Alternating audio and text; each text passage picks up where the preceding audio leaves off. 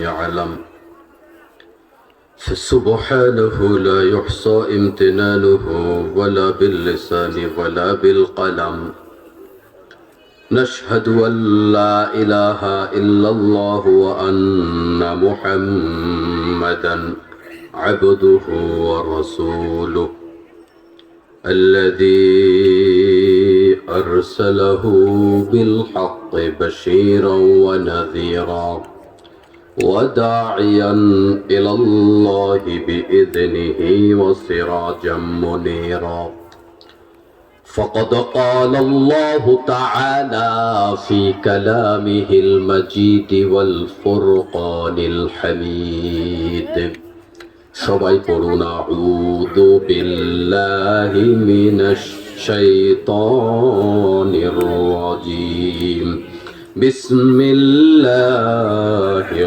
রাহমানির রাহিম قد أفلح المؤمنون الذين هم في صلاتهم خاشعون والذين هم عن اللغو معرضون والذين هم للزكاة فاعلون والذين هم لفروجهم حافظون وقال تعالى إن الله وملائكته يصلون على النبي يا أيها الذين آمنوا صلوا عليه وسلموا تسليما সবাই দরুদ ইব্রাহিম পড়ি আল্লাহুম্মা সাল্লি আলা মুহাম্মাদ ওয়া আলা আলি মুহাম্মাদ কামা সাল্লাইতা আলা ইব্রাহিম ওয়া আলা আলি ইব্রাহিম ইন্নাকা হামিদুম মাজিদ আল্লাহুম্মা বারিক আলা মুহাম্মাদ ওয়া আলা আলি মুহাম্মাদ কামা বারাকতা আলা ইব্রাহিম ওয়া আলা আলি ইব্রাহিম ইন্নাকা হামিদুম মাজিদ। উপস্থিত জামিয়া রহমানিয়া কলিমা মাদ্রাসার উদ্যোগে আয়োজিত বার্ষিক ওয়াজ মাহফিলের স্বনামধন্য সভাপতি, আমাদের সবার শ্রদ্ধাভাজন ব্যক্তিত্ব, অত্র প্রতিষ্ঠানের সম্মানিত প্রতিষ্ঠাতা, অগণিত মসজিদ মাদ্রাসার সম্মানিত প্রতিষ্ঠাতা, আমাদের মাথার তাজ জনাব আলহাজ হযরত মাওলানা আব্দুর রহমান দরবেশ সাহেব, আল্লাহ তাআলা মুহতারামকে কবুল করুন, আমিন। ওনার হায়াতের মধ্যে বরকত দিন, আমিন। আজকের মাহফিলের সম্মানিত প্রধান মেহমান, আন্তর্জাতিক খ্যাতি সম্পন্ন মুফাসসির কোরআন হযরত মাওলানা মুফতি ইউসুফ কাসিমি হাফিজাহুল্লাহ, আল্লাহ তিনাকে কবুল করুন, আমিন। আলোচনা করেছেন হযরত মাওলানা মুফতি গিয়াসউদ্দিন সাহেব, খতিব, উপজেলা মডেল মসজিদ দোয়াখালী, আল্লাহ তিনাকেও কবুল করুন, আমিন। আমার প্রিয় মুরব্বিয়ানি কেরাম, এলাকাবাসী, এখানে অনেক আত্মীয় স্বজন পরিচিত জন এখানে আছে, আমার অনেক বন্ধু বান্ধব আছে, যুবক ভাইয়েরা, কচিকাঁচা মাসুম বাচ্চারা, পর্দার অন্তরালে অবস্থানরত মা এবং বোনেরা, আমি আপনাদের সবাইকে আবারও সালাম জানাই। আসসালামু আলাইকুম ওয়া রাহমাতুল্লাহ। কেমন আছেন আপনারা? যে মালিক আমাদেরকে ভালো রেখেছেন, আমরা সবাই মিলে আমাদের মালিকের দরবারে শুকরিয়া জানাই, কৃতজ্ঞতা জানাই, প্রশংসা জানাই, সবাই বলি আলহামদুলিল্লাহ। রাসূলের প্রতি দরুদ এবং সালাম পড়ি সাল্লাল্লাহু আলাইহি ওয়াসাল্লাম। সব শহীদদের জন্য আমরা দোয়া করি, যুগে যুগে ইসলাম বিজয়ের জন্য যারা জীবন দিয়েছে, আমরা সব শহীদদের জন্য আল্লাহর কাছে দোয়া করি, আল্লাহ পাক রব্বুল ইজ্জাত যেন সব শহীদদেরকে জান্নাতের উচ্চ মাকাম দিয়ে দেয়, সবাই বলি আমিন। বিশেষ করে আমাদের এই বাংলাদেশের জন্য যারা জীবন দিয়েছে ৭১ সালে, যারা জীবন দিয়েছে বিশেষ করে আরো ২৪ সালে, আমরা তাদের জন্য দোয়া করি, আল্লাহ রব্বুল ইজ্জাত যেন এই সমস্ত মুমিন মর্দে মুজাহিদদেরকে জান্নাতের উচ্চ মাকাম দেয়, সবাই বলি আমিন। আমার মুসলমান ভাইয়েরা, আমরা কোরআনুল কারীমের সূরা মুমিনুন ২৩তম সূরার কয়েকখানা আয়াতে কারিমা আমি আপনাদের সম্মুখে তেলাওয়াত করেছি। সূরার নাম হচ্ছে সূরা মুমিনুন। কি সূরা বললাম? সবাই একটু কথা বলেন, কি সূরা? সবাই একটু জবাব দিবেন শেষ পর্যন্ত। জবাব দিলে পড়াগুলা মুখস্থ হয়। এখনকার সবকিছু আপডেট হয়েছে, মাহফিলও তো আপডেট হয়েছে। আগে একটা সময় জিমায়া সারা রাত মাহফিল চলতো, এখন আর এরকম চলে না, ঠিক না? এখন কথা হবে কম সময়, কথা হবে বিষয় ভিত্তিক, আলোচনা শুনবো, মুখস্থ করব, আমল করার চেষ্টা করব। আল্লাহ পাক তৌফিক দান করুন, আমিন। আমার কোনো ইলম কালাম নাই, যোগ্যতা নাই, আপনারা আমন্ত্রণ করেছেন কথা বলবার জন্য। আল্লাহ যেন আমাকে হক কথাগুলো আমার জন্য, আপনাদের জন্য বলার তৌফিক দেয়। আবারও বলি আমিন। সূরার নাম হচ্ছে মুমিনুন। কি নাম বললাম? 23তম সূরা। এটি কততম? এই সূরাটি মুমিনুন আমাদের জন্য মুখস্থ রাখা খুব সহজ না। এটা তো অপরিচিত না। মুমিন বলি না যে আপনি কি? আপনি মুমিন, তাই না? তাহলে মুমিন শব্দটা এটা মুখস্থ করা খুব সহজ। আল্লাহ তাআলা কোরআনুল কারীমে মানুষের অবস্থার উপর ভিত্তি করে কয়েকটি সূরা দিয়েছেন। যেমন দুনিয়ার মানুষগুলো কয় ভাগে ভাগ খেয়াল করেন মৌলিকভাবে। একটা শ্রেণী মুমিন, একটা শ্রেণী কাফের, একটা শ্রেণী মুনাফিক। মৌলিকভাবে এই তিন ভাগ। এই তিন ভাগের ভিতরে আরো ভাগ আছে, কিন্তু মৌলিকভাবে এই তিনটা ভাগে বিভক্ত গোটা দুনিয়ার মানুষগুলো, ঠিক কিনা বলেন? আর এই তিনটা নামেই আল্লাহ তাআলা সূরা নাজিল করেছেন। মুমিনুন নামে সূরা আছে, কাফিরুন নামে সূরা আছে, মুনাফিকুন নামেও সূরা আছে। আচ্ছা, এই তিনটা সূরার ভেতরে খেয়াল করুন, এই মুমিনুন তো একটা সংখ্যা আছেই, কিন্তু তার বিপরীতে যে সংখ্যাগুলো দেখেন, সূরা কাফিরুন আমরা সবাই মুখস্থ পারি মোটামুটি। কুল ইয়া আইয়ুহাল কাফিরুন মুখস্থ পারি না? সূরা কিন্তু এটা বেশি বড় না, ছোট্ট একটা সূরা। কিন্তু সূরা মুনাফিকুন এটার চেয়ে অনেক বড়। খেয়াল করেন, সাইজটা খেয়াল করেন। কাফিরুন সূরাটা ছোট আর মুনাফিকুন সূরাটা বড়। এর দ্বারা বোঝা যায় কাফেরের চাইতে মুনাফিক বড়। কি বোঝা যায়? কাফেরের চেয়ে মুনাফিক বড়। এই সূরাটি নাজিল হয়েছে আল্লাহর নবী সাল্লাল্লাহু আলাইহি ওয়াসাল্লামের মক্কি জীবনের মাঝামাঝি সময়, যখন মক্কায় আল্লাহর নবীর উপরে চরম নির্যাতন চলতেছে, চারদিকে ইসলামের বিরুদ্ধে ষড়যন্ত্র চলছে। এখনো ইসলামের বিরুদ্ধে ষড়যন্ত্র আছে না নাই? বাংলাদেশ নিয়ে ষড়যন্ত্র আছে না নাই? বাংলাদেশ নিয়ে এবং বাংলাদেশের ইসলাম নিয়ে ষড়যন্ত্র হলে মুমিনরা সেটা প্রতিহত করার জন্য প্রস্তুত থাকতে হবে। আল্লাহ পাক তৌফিক দান করুন, আমিন। আমার মুসলমান ভাইরা, বলছিলাম যোগে যোগে মুমিনদের চাইতে মুনাফিকদের চাইতে কাফেররা ইসলামের জন্য কম ক্ষতিকর ছিল। কারণ কাফেরদের অ্যাকশনটা দেখা যায়, মুনাফিকের অ্যাকশনটা দেখা যায় না। কাফেররা যে আমাদের শত্রু এটা বোঝা যায়, কিন্তু মুনাফিকরা যে শত্রু ওইটা বোঝা যায় না, ঠিক কিনা? এই মুনাফিকদের উদাহরণ হলো ধান গাছের সাথে যেই ধান গাছের মতো দেখতে যে আগাছাগুলা থাকে, যারা ধান গাছ চিনে না, ঢাকা শহরে থাকে, ওরে যদি বলেন যে কোনটা ভালো ধান গাছ, সে বলবে ওই যেটা বড় দেখা যায় ওইটা। আসলে ওইটা ধান গাছ নাকি আগাছা? ওই আগাছা যদি আপনি বেড়ে উঠতে দেন, আসল ধান গাছটাই নষ্ট হয়ে যাবে। এই মুনাফিকরা থাকে একেবারে মুসলমানদের ঘরের ভিতরে, মুসলমানদের কলিজার ভিতরে। মুনাফিক কখনো হিন্দু বাড়ি, বৌদ্ধ বাড়ি, খ্রিস্টান বাড়িতে মুনাফিক নাই, মুনাফিক আছে মুসলমান বাড়িতে। মুনাফিক আছে মাহফিলের ভিতরে, মুনাফিক আছে মসজিদে, মুনাফিক আছে মাদ্রাসায়, মুনাফিক হিন্দুদের বাড়িতে নাই, বৌদ্ধ খ্রিস্টানদের রাস্তা নাই, মুনাফিক খুঁজে পাওয়া যায় না। মুনাফিক মুসলমানের ভিতরে থেকে ইসলাম ধ্বংস করার চেষ্টা করে, ঠিক কিনা? আমাদের বাংলাদেশেও আছে তো, আছে না? এতদিন যারা ছিল তারা কারা ছিল?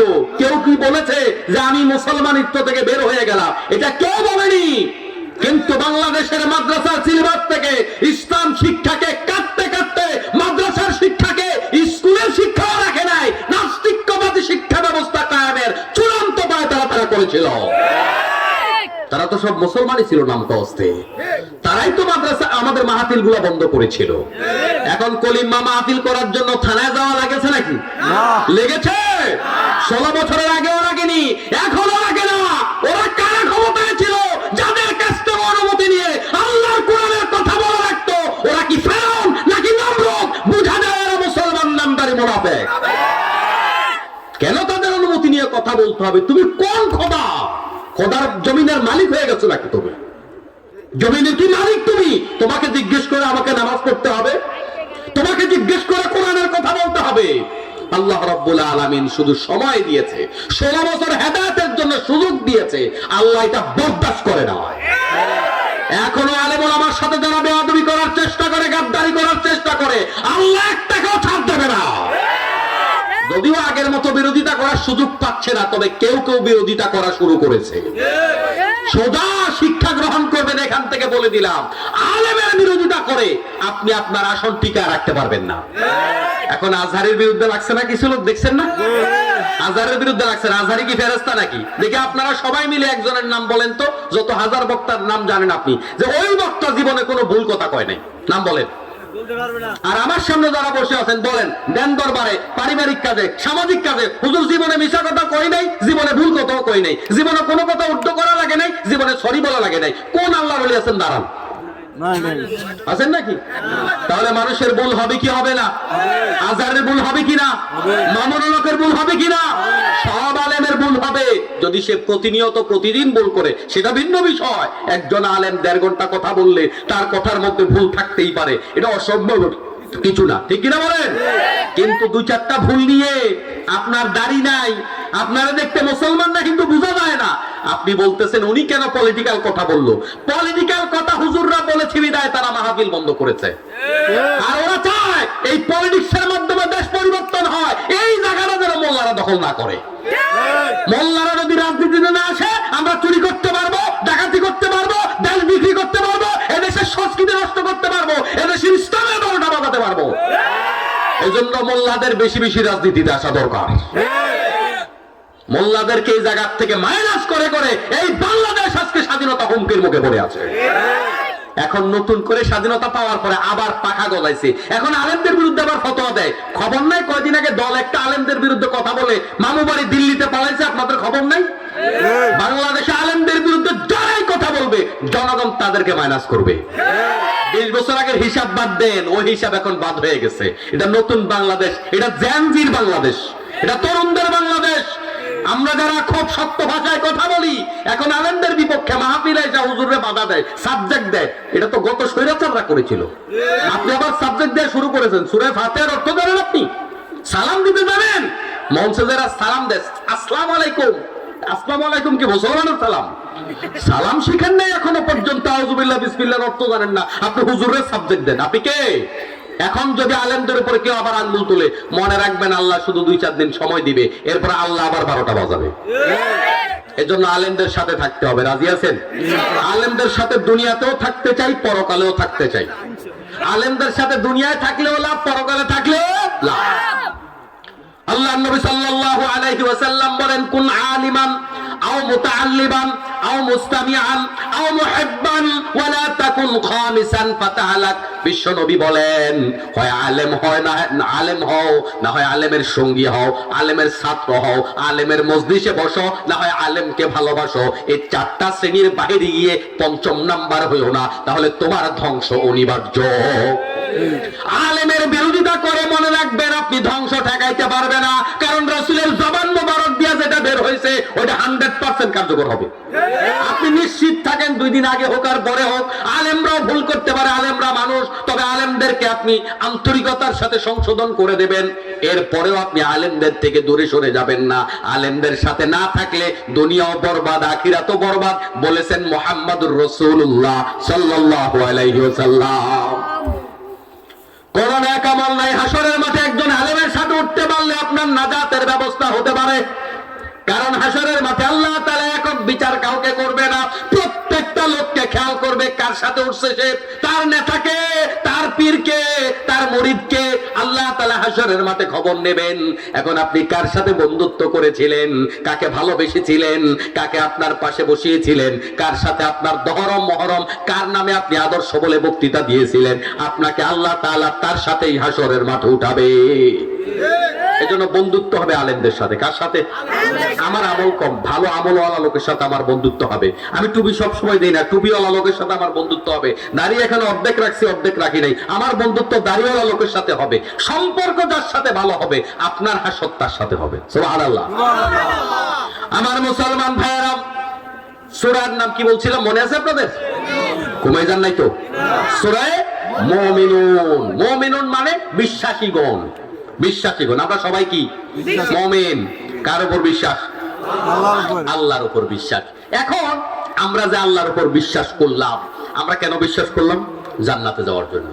কোথায় যাওয়ার জন্য? জান্নাতে যাওয়ার জন্য। বাংলাদেশে একটা গান আছে যে জান্নাতও চাই না, জাহান্নামও ডরাই না। গানটা বললে, পরিপূর্ণ বললে আপনারা বুঝে যাবেন। ওই গানটার বেশ প্রচলন আছে না নাই? না, এটা সুন্নাহ সম্মত গান নয়। কারণ আল্লাহ নবী সাল্লাল্লাহু আলাইহি সাল্লাম বলেছেন, তোমরা যখন জান্নাত চাইবা আল্লাহর কাছে বড় জান্নাতটা চাও। নবী কয় জান্নাত চাও, এতে আমি জান্নাত চাই না। আল্লাহ নবী দোয়া শিখায়, দৈনিক আমার কাছে আল্লাহর কাছে দোয়া করো, আল্লাহুম্মা আজিরনি মিনান নার। দৈনিক দোয়া করতে হবে কিনা? সবাই আমার সাথে বলেন, আল্লাহুম্মা আজিরনি মিনান নার, আল্লাহুম্মা আজিরনি মিনান নার। প্রত্যেকদিন সকাল সন্ধ্যায় 7 বার করে পড়বেন, আল্লাহ পাক রব্বুল আলামিন জাহান্নামের আযাব থেকে মুক্ত করে দিবেন। তাহলে আল্লাহর নবী আমাদেরকে শিখাইছে দৈনিক জাহান্নাম থেকে মুক্তি চাও আর জাহান্নামকে ভয় করো, জান্নাতের আশা করো। জান্নাত তো চাইবা, তবে ছোট জান্নাত চাইও না। তুমি রিকশাওয়ালা, তারপরেও জান্নাত চাও বড়টা। তুমি ঠেলাওয়ালা, জান্নাত কিন্তু ছোটটা চাইবা না, বড়টা চাইবা। তুমি মূর্খ, জান্নাত ছোটটা চাইবা না, জান্নাত চাইবা বড়টা। তোমার আমল আখিরাত কম, জান্নাত ছোটটা চাইবা না, জান্নাত বড়টা চাইবা, বলেছেন মুহাম্মদ সাল্লাল্লাহু আলাইহি সাল্লাম। তার মানে বোঝা যায় আপনি গরিব হন, অসহায় হন, নিঃস্ব হন, বাঙালি হন, আরব হন, অনারব হন, আল্লাহ তাআলা আপনাকে জান্নাত বড়টা দিতে পারে নাকি পারে না? জান্নাত আল্লাহ পাক আপনাকে বড়টা দিতে পারে, এজন্যই বড়টা চাইতে বলছে। এখন আমরাও তাহলে জান্নাত কোনটা চাই? সবাই চান তো বড়টা, ছোটটা চান কে দেখি? ছোটটা কেউ চান না। তাহলে বোঝা গেছে আজকের মাহফিলে কেউ ঘুমায় নাই, সব হুঁশ আছে। ঠিক আছে, তরতাজা মাহফিল শুনতে হবে। এখন জান্নাত বড়টা আমরা আল্লাহর কাছে চাই। আল্লাহ তুমি আমাদের সবাইকে জান্নাতুল ফেরদাউসের মেহমান বানাও, সবাই বলে আমিন। এখন জান্নাতুল ফেরদাউসের মেহমান যে আল্লাহ আমাদের বানাবে, ওইটা কি আসলে? ওই জান্নাতুল ফেরদাউসটা কি আল্লাহ পাক আমাদেরকে আলাদা করে দান করবে, নাকি এটা ওয়ারিশ সূত্রে পাওয়া সম্পত্তি? কোনটা? না, একটা হচ্ছে দান করা, আপনি কাউকে দান করলেন, এটা একরকম হিসাব। আর দান আপনি চাইলে করতেও পারেন, নাও করতে পারেন। দানের জিনিস আপনি পাইলেও পাইতে পারেন, নাও পাইতে পারেন। কিন্তু আপনার বাবার ঘরে আপনি জন্মগ্রহণ করেছেন, বাবার যে সম্পত্তি আছে, এটা বাবা দান করা লাগবে না, এটা দলিল করা লাগবে না, এটা কিচ্ছু করা লাগবে না। অটোমেটিক বাবার মৃত্যুর পরে ওয়ারিশ সূত্রে মালিক। তাহলে দান আর ওয়ারিশ সূত্র মালিকের মধ্যে বুঝছেন পার্থক্য কি? আমি আপনাদের সামনে কয়েকটা বিষয়ের উপরে কথা বলবো। আল্লাহ রাব্বুল আলামিন এই কয়েকটা বিষয়ের দৃষ্টি আকর্ষণ দিয়ে তারপরে আল্লাহ তাআলা বলেন, তারা হলো জান্নাতুল ফেরদাউসের ওয়ারিশ। ওয়ারিশ হইলো কেমনে? আমার বাপ কোথায়? আমার বাবা বলতে আপনার জন্মদাতা বাবাকে আল্লাহ বোঝায় নাই। আল্লাহ বুঝাইছে তোমাদের পিতা আদম আলাইহিস সালাম যে ছিল, ওই আদম আলাইহিস সালামের বাড়ি কিন্তু জান্নাতে। তাইলে আমাদের বাবা জান্নাতের মালিক ছিল, ওই বাবার জান্নাতটা আমরা ওয়ারিশ সূত্রে পাবো। কথা বুঝেন? বাবার জান্নাতটা ওয়ারিশ সূত্রে পাবেন, তবে বাবার আদেশ মানতে হবে। যেই ছেলে বাবার কথাবার্তা শোনে না, বাবা চাইলে ওই ছেলের ত্যায্য করতে পারে, যে তোরে আমি আমার ছেলের থেকে বাতিল করে দিলাম, ত্যায্য করে দিলাম। বাবা যেই ছেলের ত্যায্য করে দেয়, বাপের আদেশ শোনে না, ওই ছেলে বাপের সম্পত্তি কি পায়? তাহলে আমরা আমাদের বাবার সম্পত্তি পাইতে চাই। বাবা ছিল জান্নাতে, আমরাও জান্নাতে যেতে চাই। বাবা ছিল জান্নাতুল ফেরদাউসে, আমরাও বড়টা পাইতে চাই। ওইটার ওয়ারিশ হওয়ার জন্য আল্লাহ তাআলা আমাদেরকে মাত্র অল্প কয়েকটা কাজ দিয়েছেন।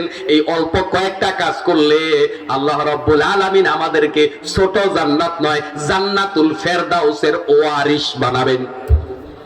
জান্নাতুল ফেরদাউস দান করবেন এরকম নয়, ওয়ারিশ বানাবেন। তার মানে 100% পাবেন। সুবহানাল্লাহ।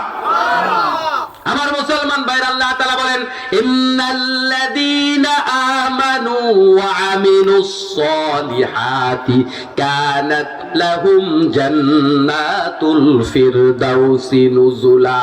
নিশ্চয় যারা ঈমান এনেছে, নেক আমল করেছে, তাদের জন্য আল্লাহ বলেন কানাত লাহুম জান্নাতুল ফিরদাউসি নুজুলা।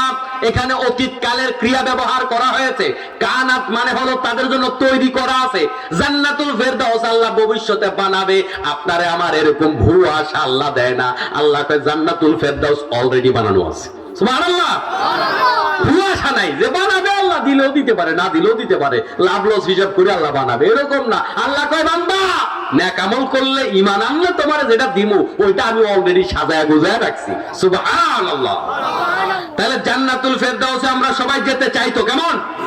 যেতে চাইলে কয়েকটা আমল করতে হবে, মন দিয়া প্রতিটা কথা শুনবো, মুখস্থ করব। এই কয়েকটা আমল করলে আল্লাহ রাব্বুল আলামিন কথা দিচ্ছেন ওয়ারিসে পাওয়া সম্পত্তি আমারে ফিরিয়ে দিবে। সুবহানাল্লাহ। আমাদের বাবা জান্নাতি ছিল, কিন্তু আল্লাহ তাআলা বাবার কিছু কারণে জান্নাত থেকে বের করছে, আবার বাবারেও জান্নাত দিবে, আমাদেরকেও জান্নাত দিবে। বাবার ওই পৈতৃক সম্পত্তি আমরা ফিরে পাবো যদি আমরা কদ্দুর আল্লাহর কথা শুনি। শুনবেন? রাজি আছেন সবাই? আল্লাহ তাআলা বলেন, قد أفلح المؤمنون, মুমিনরা নিশ্চিতভাবে সফল কাম হয়ে গেছে, নিশ্চিতভাবে সফল কাম। তার মানে মুমিনরা যে সফল এটার নিশ্চয়তাকে দিয়েছে আল্লাহ। কিন্তু দুঃখজনক হলো সত্য, বাংলার মুসলমান আল্লাহরে একটু কম বিশ্বাস করে। বাংলার মুসলমান পিসাবের চেয়ে আল্লাহরে কম বিশ্বাস করে, নেতার চেয়ে কম বিশ্বাস করে, বিচারকের চাইতে কম বিশ্বাস করে, মেম্বার চেয়ারম্যানের চাইতে আরো কম বিশ্বাস করে। আপনি যে কইলেও ঠিক, না কইলেও ঠিক। আপনারা যদি এমপি সাহেব কিছু দিবে বলে আপনার বিশ্বাস হয়, আল্লাহ যে আপনারা দিবে বলেছে আপনার বিশ্বাস হয় না। আগামীকাল থেকে যেই মহিলা বোরখা ছাড়া বের হবে ওরা জেলখানায় ঢুকানো হবে, ওর পেটে পিঠে আলকাতরা লাগানো হবে। এরকম কোন আইন যদি বাংলাদেশ সরকার করে আর পুলিশকে যদি অধ্যাদেশ দিয়ে দেওয়া হয়, পুলিশ যদি এরকম ধরে, কেউ যদি একজন আইসা বলে যে গেছিলাম কদ্দুর বাহিরে অবস্থা খুব খারাপ, বাহিরে এখন আর বোরখা ছাড়া যাওয়া যাবে না, একটা মহিলা কি বাইরে বোরখা ছাড়া যাবে? যদি আমাদের এই চারপাশে 200-300 র‍্যাব দাঁড়ায় বলে যে সবাইকে গ্রেফতার করা হলো, শর্ত হলো 2 রাকাত নফল নামাজ পড়া লাগবে, 2 রাকাত পড়লে জামিন, নাইলে জামিন নেই। যদি এখানে কোন শক কইরা কোন হিন্দু ভাই আইসা থাকে, হেতে কইবো আজকে ওযু থাক আর না থাক আমিও আল্লাহু আকবার। ঠিক নেই? আপনি র‍্যাবের কথাটা বিশ্বাস করলেন, র‍্যাবে আপনারে কইছে জেলখানায় ঢুকাবে, র‍্যাবের জেলখানার কথা বিশ্বাস করলেন, নামাজ না পড়লে জাহান্নামে যাবেন। আল্লাহর কথা, নবীর কথা আপনি বিশ্বাস করেন নাই, করলে নামাজ পড়েন না কেন? তো র‍্যাবের কথা তো বিশ্বাস করছেন, নামাজ তো ধরছেন। আল্লাহ যে বলেছে, নবী যে বলেছে, 30 বছর ধরে মসজিদে ওয়াজ শোনেন, ওইটা বিশ্বাস করে নামাজ পড়লেন না কেন? তাইলে মুখে যতই কোন আল্লাহরে বিশ্বাস করি, আসলে ভিতরে বিশ্বাস নাই। বলছি নাকি? আল্লাহ যে আপনারে বলেছে পর্দা করার জন্য, নবী যে পর্দা করার জন্য বলেছে, ওই কথা মা বোনদের কানে ঢুকে না। কিন্তু এখন যদি পুলিশ ভয় দেখায়, দেখবেন সোজা পর্দা শুরু। এর দ্বারা বোঝা যায় পুলিশে আপনি যত বিশ্বাস করেন, আপনি আল্লাহরে তত বিশ্বাস করেন না। জাহান্নামরে আপনি ততটা ভয় পান না, জেলখানারে আপনি যতটা ভয় পান।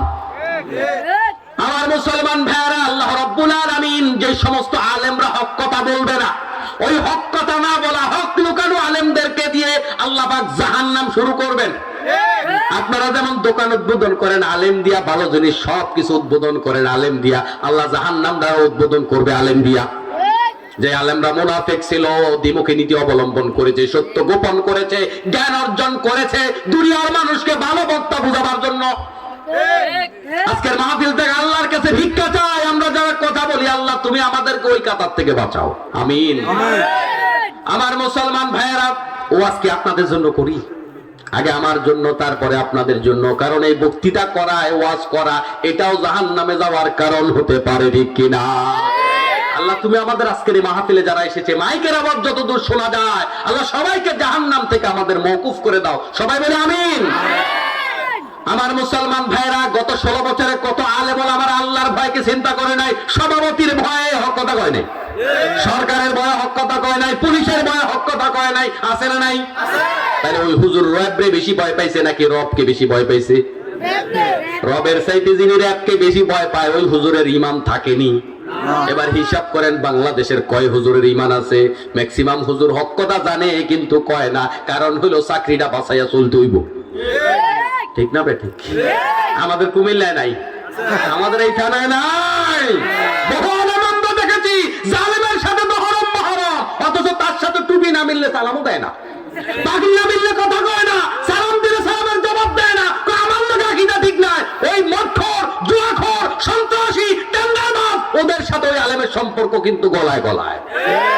এইখানে আকীদার তার কোনো অসুবিধা হয় না, আকীদার অসুবিধা হয় তার লগে পাগড়ি মিলে না, আকীদার অসুবিধা হয় তার লগে টুপি মিলে না। কয় হাতে আকীদা বলে না, হাতে হাত উপরে বাঁধে, হাত উপরে বাঁধলে আকীদার সমস্যা হয় কেমন? হাত উপরে বাঁধার লগে আকীদার কি সম্পর্ক আছে? ওখানে সমস্যা। কিন্তু যত জালেম আছে, ওই জালেমদের সাথে এক শ্রেণীর আলেমদের সম্পর্ক আসেনি। ওই জালেমের পদলেহনকারী হুজুর ছিল না? গোটা বাংলাদেশ নয়, গোটা পৃথিবীতে নজির হয়ে থাকবে থাকবে। এমন জালেম আমরা বাংলাদেশে পেয়েছি, শুধুমাত্র 300 এমপি পালায় নাই, মসজিদের ইমাম সাহেব শুদ্ধ পালায় গেছে। মসজিদের ইমাম সাহেব পালাবে কেন? তার মানে ওরা জালেমদের সহযোগী ছিল। বাইতুল মুকাররমের খতিব গোটা পৃথিবীতে যাদের বয়স 80-90 আছে, বলেন তো গোটা পৃথিবীর কোথাও শুনছেন জাতীয় মসজিদের খতিব পালাইছে? শুনছেন নাকি? জাতীয় মসজিদের খতিব পালায়, আপনি সুন্নাহ হইলে পালান কেন? তার মানে এমন এক প্রজন্ম তৈরি করেছে 16 বছরে, খতিব চোর, ইমাম চোর, তারপরে আমাদের সমাজের ভালো মানুষ মন্দ মানুষ সব এক কাতারে চলে গেছে, ঠিক কিনা? আল্লাহ আমাদেরকে এই ভাইরাস থেকে আমাদেরকে হেফাজত করুন, সবাই বলে আমিন। আল্লাহ বলেন কদ আফলাহাল মুমিনুন, মুমিনরা সফল। কত পার্সেন্ট? হ্যাঁ, 99%। আল্লাহ পাক বলেন মুমিনরা 100% সফল। তবে মুমিন যাদের সফল এটা আপনারা বুঝবেন না। অনেক সময় আপনাদের কাছে মনে হবে মুমিনরা ব্যর্থ, কারণ হালাল খাইতে গিয়া মুমিন অভাবে আছে। আপনার কাছে মনে হবে লোকটা বেকুব। আমরা দেখছো হারাম খাইয়া কত মজায় মজায় মজা মাস্তি করতেছি, আর লোকটা হালালের চিন্তা করে অভাবে আছে, কষ্টে আছে। আপনার দৃষ্টিতে সে ব্যর্থ, আল্লাহ কয় সে সফল। আপনার দৃষ্টিতে উনি ব্যর্থ।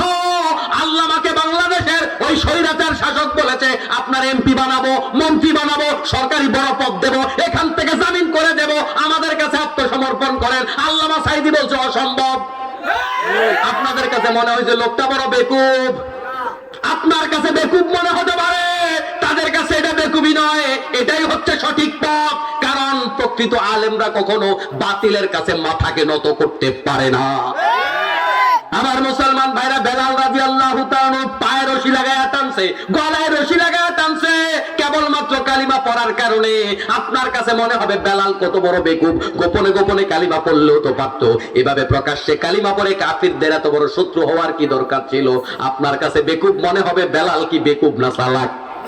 ওই বেলালকে আল্লাহর নবী সাল্লাল্লাহু আলাইহি ওয়াসাল্লাম জান্নাতে তার পায়ের আওয়াজ শুনে এসে আল্লাহর নবী দুনিয়ায় এসে বললেন, বেলাল কি এমন আমল করেছো যে আমলের কারণে জান্নাতে তোমার পদধ্বনি শুনতে পেয়েছি? তার মানে বেলাল দুনিয়ার থাকতে জান্নাতের গ্যারান্টি পাইছে।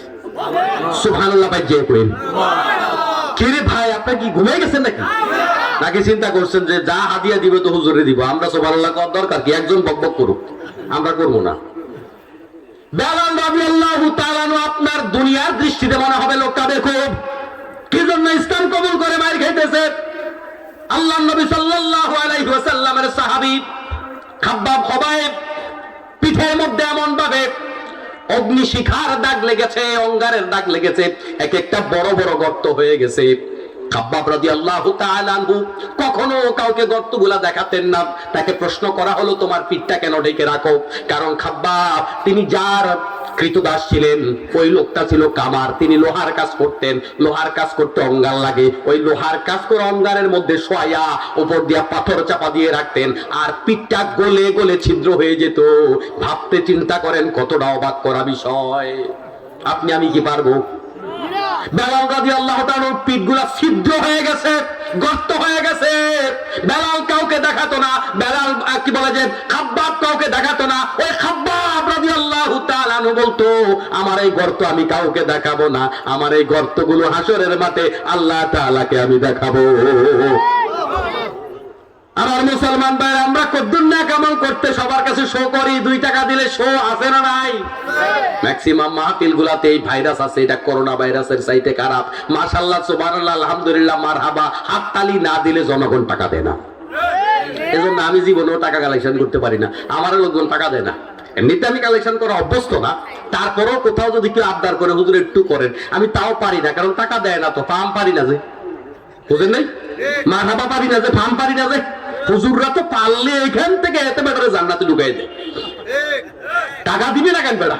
বেড়ারে নগদ জান্নাতে ঢুকাই দেয়।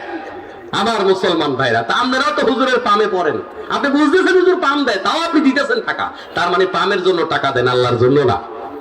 যে লোক আল্লাহর জন্য টাকা দেয় না, ওই টাকা তারা জান্নাতে নেবে না, ওই টাকা তারা জাহান্নামে নিয়ে যাবে।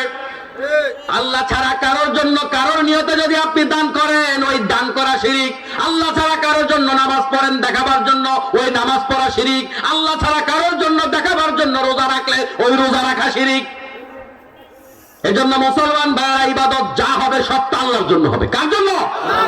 আল্লাহ পাক বলেন, মুমিন দুনিয়াতে তোমরা যদিও ব্যর্থ তোমাদেরকে মনে করো, কিন্তু আমার খাতায় তোমরা সফল। সুবহানাল্লাহ। দুনিয়ার সফলতা সফলতা নয়, দুনিয়ার ব্যর্থতাও ব্যর্থতা নয়। আমরা আখিরাতের সফলতার চিন্তা করি না, দুনিয়ার সফলতাটাকে সফলতা মনে করি। এটা আমাদের সঠিক চিন্তা নয়। একটা উদাহরণ দিলে বুঝবেন। আল্লাহর নবী সাল্লাল্লাহু আলাইহি ওয়াসাল্লাম আমাদের কাছে জান্নাত কেমন সুখের হবে, জাহান্নাম কেমন দুঃখের হবে সেটা বর্ণনা করছেন।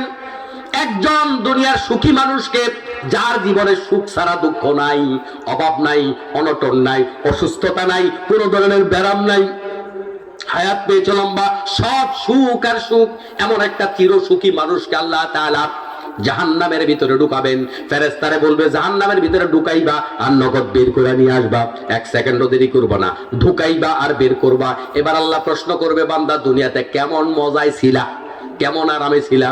ওই বান্দা বলবে, আল্লাহ তোমার নামের কসম, দুনিয়াতে সুখ কি জিনিস আমি জীবনেও দেখি নাই। অথচ লোকটা চির সুখী ছিল। চির দুঃখী যেই লোকটা, অসংখ্য অসুস্থতা, ব্যারাম, অভাব, জেল, জুলুম, নির্যাতন, কষ্ট, দুঃখ, দুর্দশা, এগুলা পাড়ি দিয়ে যে লোকটা সবচাইতে দুঃখী, এমন মানুষটাকে আল্লাহ তাআলা বলবেন, ফেরেশতা তারা জান্নাতের ভিতরে ঢুকাও, তবে ঢুকাইয়া দেরি করবা না, ঢুকাইবা আর নগদ বের করে নিয়ে আসবা। জান্নাত থেকে ঢুকায় বের করার পর আল্লাহ বলবে, বান্দা দুনিয়াতে কেমন দুঃখে ছিলা? ওই বান্দা বলবে, আল্লাহ তোমার নামের শপথ করে বলি, দুনিয়াতে দুঃখ কি জিনিস আমি জীবনেও দেখি নাই। আল্লাহু আকবার।